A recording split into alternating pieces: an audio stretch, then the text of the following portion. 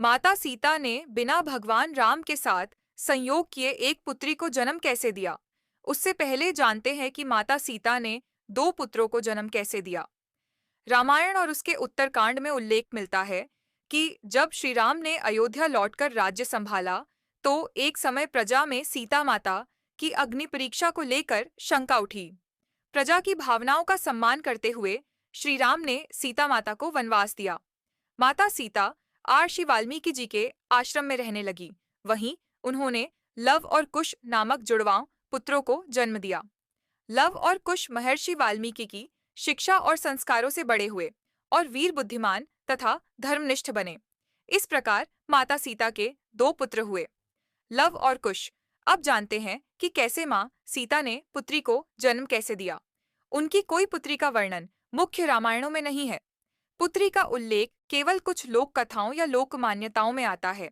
क्या आप चाहेंगे कि मैं आपको उन लोक कथाओं में सीता की पुत्री वाली कहानी भी विस्तार से बताऊं?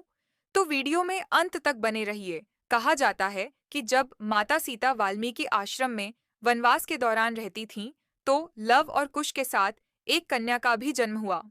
उसका नाम चित्रांगदा या चित्ररेखा बताया गया है, किंतु वाल्मीकि जी ने कहा कि समय आने पर यह बालिका स्वयं अपनी नियति खोज लेगी। कुछ लोक कथाओं में माना जाता है कि यह पुत्री बड़ी होकर नेपाल की ओर चली गई और वहां की किसी वंश परंपरा से जुड़ गई।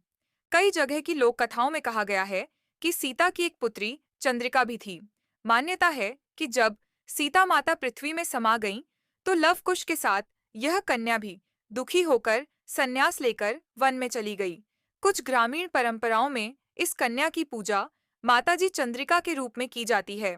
नेपाल और उत्तर बिहार के मिथिला क्षेत्र में कुछ मान्यताएं यह कहती हैं कि सीता ने एक कन्या को जन्म दिया था। स्थानीय कथा के अनुसार यह कन्या पृथ्वी की संतान कहलाती थी और इसलिए उसे धरती माता को समर्पित कर दिया गया। वहां की लोक धारणा में उसे कभी-कभी जनक नंदिनी की दूसरी प्रतिछाया कहा जाता है। अब बात करते हैं निष्कर्ष की। वाल्मीकि रामायण, रामचरितमानस या अन्य प्रामाणिक ग्रंथों में माता सीता की पुत्री का कोई उल्लेख नहीं है, लेकिन लोक कथाओं और क्षेत्रीय मान्यताओं में सीता माता की पुत्री का नाम चित्रांगदा, चित्ररेखा या चंद्रिका बताया गया है। ये लोक कथाएं लोगों की आस्था और परंपरा का हिस्सा है, शास्त्रीय प्रमाण नहीं।